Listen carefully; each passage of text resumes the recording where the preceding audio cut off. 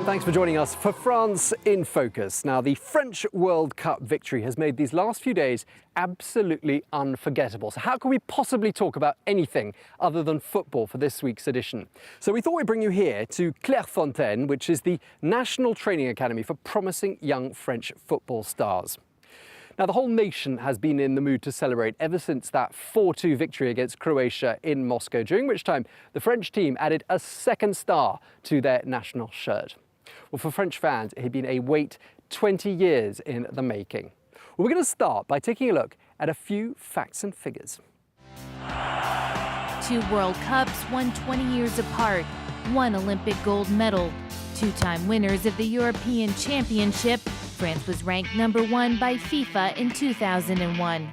4 French players have won the Ballon d'Or: Raymond Kopa, Michel Platini, Jean-Pierre Papin, and Zinedine Zidane. Didier Deschamps is the first Frenchman to be twice a world champion, as a player and then as a coach. The French Football Federation counts just over 2 million license holders, compared to just over 8 million for England and nearly 7 million for Germany. But this figure has been rising for the past 6 years, mainly thanks to women's football. Each season, 3 competitions are organized: the French League Cup, the French Championship for professional clubs, and the Coupe de France, open to amateurs and professionals alike. Paris Saint-Germain is the first club in France's soccer history to have won all 3 tournaments. Other major French clubs include Saint-Étienne, Olympique Lyonnais, Monaco, and Bordeaux. Olympique de Marseille, the only French club to have won the Champions League. The winning 2018 World Cup team was given a hero's welcome back here in France with a parade down the Champs-Élysées in Paris. Plus, they've been awarded France's top accolade, the Légion d'honneur. These are things that the players in this young team could have only dreamed of a few years ago. We're going to take you now to the Paris suburb where it all began for 19-year-old Kylian Mbappé, France's youngest ever goal scorer in a World Cup. Well, he's one of a number of players to come from the Paris suburbs. And as we're about to see, the region has become a talent pool for scouts and international clubs alike. This year's World Cup has come to an end, but for these football fans, the game continues. Football is the preferred sport for thousands of children in and around Paris. C'est la priorité à Bondy-le foot. Voilà. Même dans les c'est ça qui compte. C'est grand terrain et ça nous inspire de jouer au foot ici. With 260,000 license holders, the Greater Paris region is the biggest talent pool for French football. Youssef Traoré has coached hundreds of aspiring footballers at AS Bondy, star striker Kylian Mbappe's former stomping ground. Quand vous voulez devenir Mbappé, il faut travailler dur. Il n'y a rien qui est facile. Lui, le petit, là, il a travaillé. Il a écouté son père, il a écouté sa mère. They have so much determination. Most of the kids think that football is the only thing they know how to do well, so they're going to be really dedicated. Many Parisian suburbs suffer from high unemployment and lack of opportunities. But for the past 2 decades, they've also become known for football talent. Recruiters from all over the world come here, hoping to find the next big thing. Scouts and so-called agents roam around football fields looking for 12 or 13-year-olds. It's like a jungle. In and around Paris, there are several spots that are known to be great places to look for untapped talent. The best of the best are handpicked and whisked away, while the undiscovered, the non-professionals and other enthusiasts are left to practice in less than ideal circumstances. These towns often lack the budget to improve training and infrastructure. It's a good thing when people realize that we have geniuses, stars in working-class cities. But we don't have a lot of resources. Here in Bondy, we try to invest in young kids by creating sports associations. But the government, too, should step up and help us to invest, give us more means. The struggle to develop sports activities in working-class suburbs continues. Meanwhile, with Les Bleus' World Cup victory, local clubs are expecting a spike in membership this year.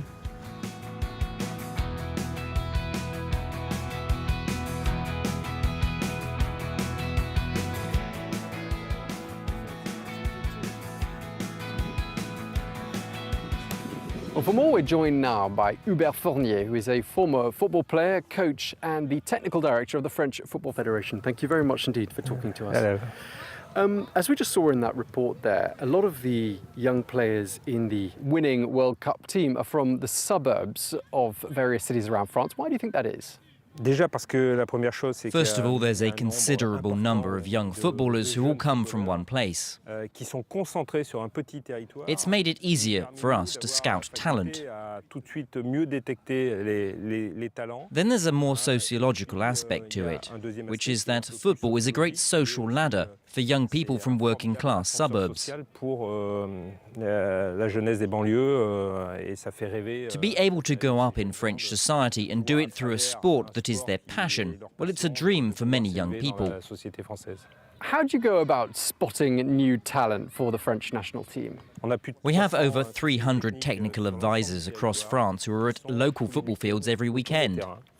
Their goal is to detect the best talent and guide them towards existing sporting structures. It's also our goal to support them in their schooling too. We want kids to have the possibility to continue both.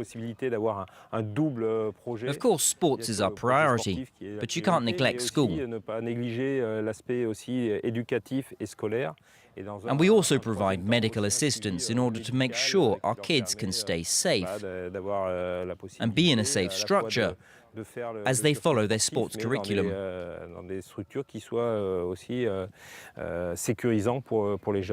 do you think the training has changed in the years that have passed since the last World Cup?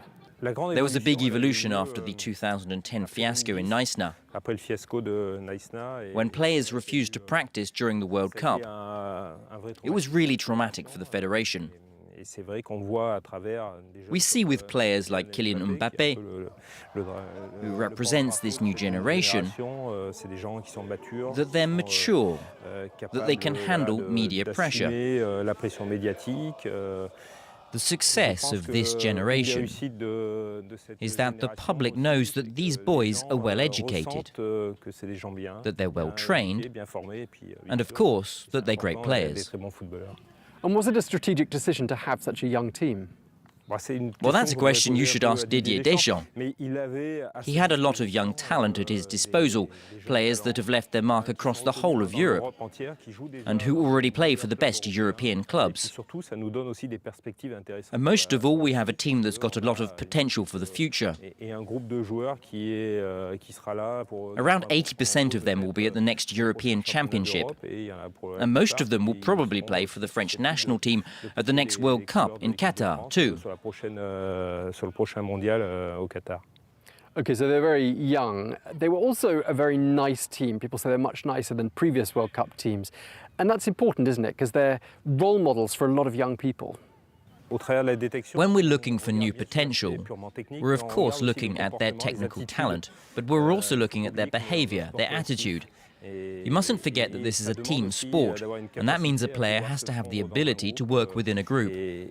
For a manager, this whole package is what we look at in a player, and we keep an eye on all of this throughout their careers.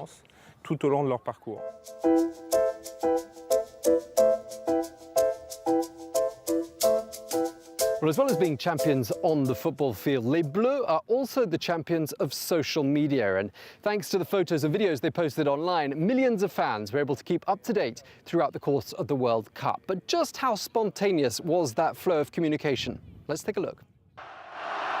Proudly parading the World Cup on the Champs-Élysées, Les Bleus are busy capturing these historic moments on their phones and sharing them live.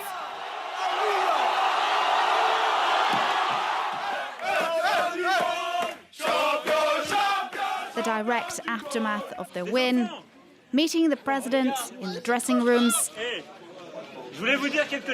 and their victorious return to Paris. The 2018 squad are addicted to social media, but are they really free to post whatever they want?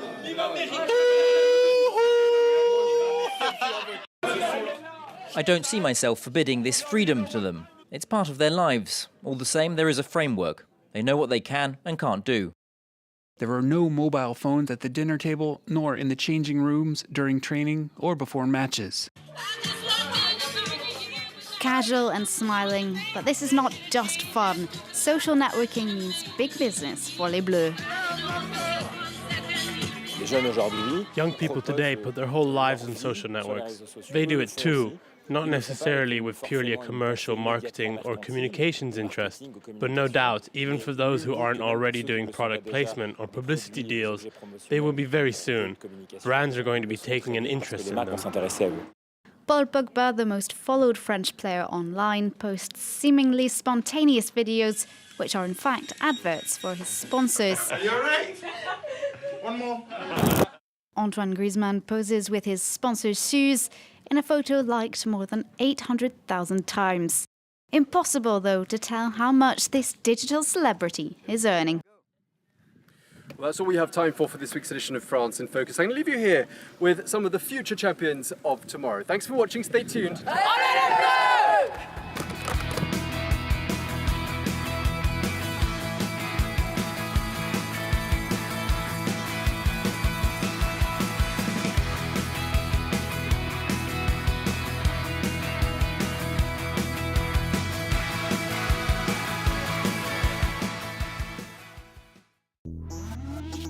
Revisited, presented by Stuart Norval. Transnistria, a Russian-speaking enclave in Moldova, where Romanian is the official language. A breakaway republic living in the shadow of Moscow. An uncertain future has driven locals away from the separatist province. The international community has not recognized it. The economy is depressed. Censorship is widespread. Transnistria and its capital Tiraspol is increasingly caught between Europe and Russia. Revisited on France 24 and France24.com.